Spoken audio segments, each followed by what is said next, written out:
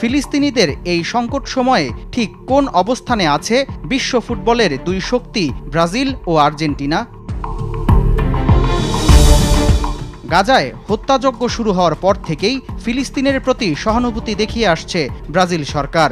গাজা ইস্যুতে ইসরায়েলের সঙ্গে কূটনৈতিক সম্পর্ক ছিন্ন করতে ব্রাজিলের প্রেসিডেন্ট লুলা ডি সিলভা গেল মে মাসে ইসরায়েল থেকে ব্রাজিলের রাষ্ট্রদূত প্রত্যাহারের সিদ্ধান্ত নেন। এছাড়াও ফিলিস্তিনের সঙ্গে মুক্ত বাণিজ্যের ঘোষণা দিয়েছে ব্রাজিল।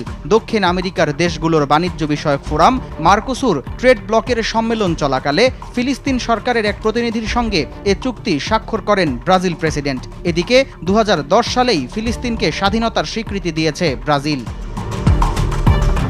তবে ফিলিস্তিনের প্রতি বরাবরই বিরূপ আচরণ দেখিয়েছে আর্জেন্টিনার সরকার। গেল শনিবার ফিলিস্তিনের সশস্ত্র গোষ্ঠী হামাসকে সন্ত্রাসী সংগঠন হিসেবে আখ্যা দিয়েছে আর্জেন্টিনা। এছাড়াও চলতি বছর ফেব্রুয়ারিতে ইসরায়েল সফর করে ইহুদি ধর্ম গ্রহণের ইচ্ছা ব্যক্ত করেছেন আর্জেন্টাইন প্রেসিডেন্ট জেভিয়ের মিলেই। আরব ও ইসলামিক গ্রুপের কাউন্সিলের দূতদের সঙ্গে একটি পূর্ব নির্ধারিত মিটিং বাতিল করে দিয়েছেন প্রেসিডেন্ট মিলেই। তার দপ্তর এক বিবৃতিতে জানায়, বৈঠকটিতে ফিলিস্তিনের উপস্থিতি থাকায় নিজেকে প্রত্যাহার করে নিয়েছেন তিনি।